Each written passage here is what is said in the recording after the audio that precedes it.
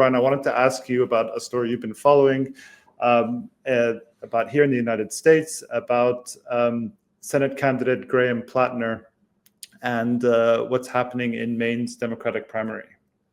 Yeah, this is a really incredible story when it comes to the fight for control of the Democratic Party. Because Graham Platner, kind of when he launched his campaign, the thing that he leaned into was that the Democratic Party's leadership has been complicit in a genocide, and that it was a generational moral failing, and that there can be no credibility on any issue for a party that is complicit in genocide. When he announced his campaign, the two-term governor, Janet Mills, who's 77, would be 79 when she's sworn in if she wins, was waffling on whether or not she was going to run. She hadn't decided yet. The rumors were that she was being heavily recruited by the DSCC and by Chuck Schumer and Kirsten Gillibrand, who runs the DSCC. She finally did get in about a week and a half ago. Days after she got in, so last Thursday, you start to see opposition research about Platner dropping in Politico and CNN, The Advocate last night, including circulation of a claim that he had a Nazi tattoo. And he said, "This is skull and crossbones that I drunkenly got at a tattoo parlor in Croatia. It is a Nazi tattoo. It's linked to the SS." So he got that covered up. He apologized for his kind of crude nature of his posts, and said that he's grown since then and has emerged as somebody who believes that the anger that he was expressing was connected to his PTSD from his like decade plus participation in the global war on terror. He now rejects what he had done as being a foot soldier of empire, effectively. And he said the antidote to that anger and isolation is hope and community. And so we have a reporter, Nathan Bernard, who went to his recent Waterville event, also went to an event of his at Ogunquit last night. He said at both of them, standing room only crowds. He was at a theater yesterday that has a capacity of 500. There were at least 600 people at it, standing room only.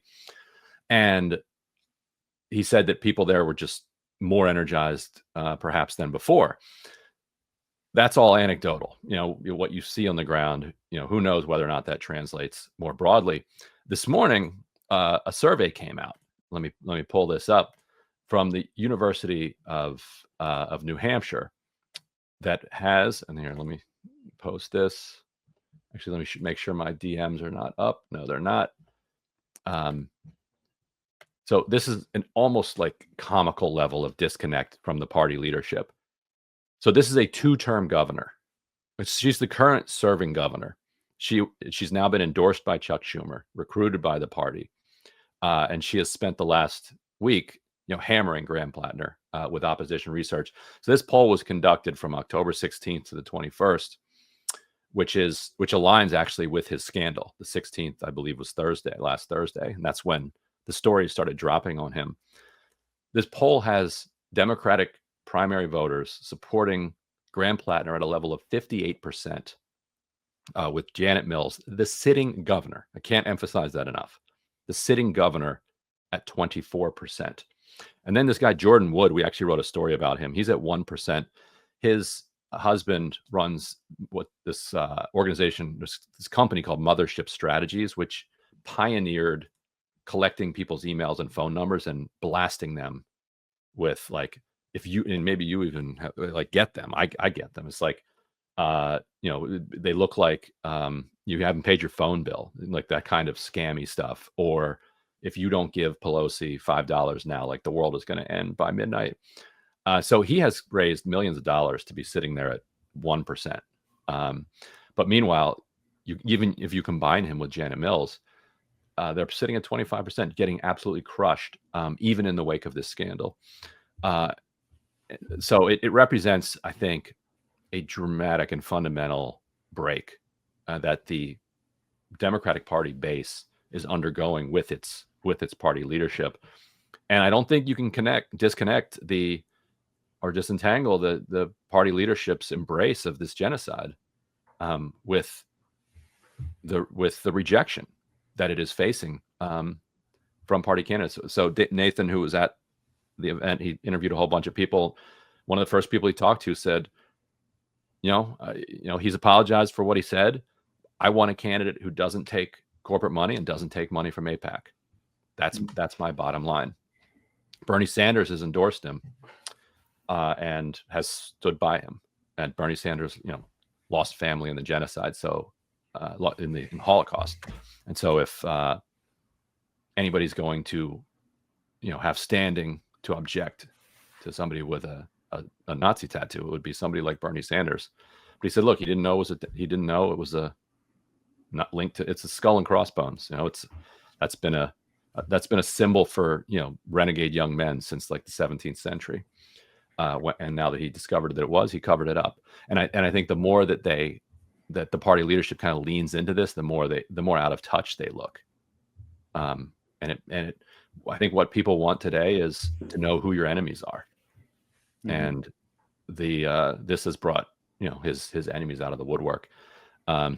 So it's something to watch. And, it also is a question for the Democratic Party about whether or not, young men and women who have lived a life on the internet and said stupid things on it are eligible to participate in Democratic Party politics. Or is it just for, kids who did Model UN in middle school and high school and then have been, kind of curating their personality since then? And to me, Democrats have tried that. And we this is where we are. So, and that seems to be the position of the Democratic Party base. Like, we've tried the other thing. Let's try this. So, so stay tuned for Nathan's dispatch. He filed it. I'll be editing it and we'll post it later today. But what he just texted me now, he's like, this poll makes perfect sense with what I've been seeing on the ground. And he's based in Maine. He lives in Maine. And he's written for us back, for many years now, even prior to Drop Site. So he has his finger on the pulse there. So yeah, utterly fascinating race. This is American democracy. You don't get many elections. Most elections are not even, competitive. So people look at the ones that are, and right now it looks like this election is not competitive. Like, what is Janet Mills even doing? This is embarrassing. Yeah, I mean, if he's 30 points ahead, that's certainly not competitive. That's not competitive. But yeah, I mean, if it's a barometer for the rest of the party, yeah. And if it is very interesting what's happening within the Democratic Party, between the rank and file, between the leadership. Very large disconnects. I think Gaza is a big part of that, even though the leadership is trying to rewrite history, and Kamala Harris saying, I wasn't president, trying to absolve herself of positions she took which were supportive of the genocide.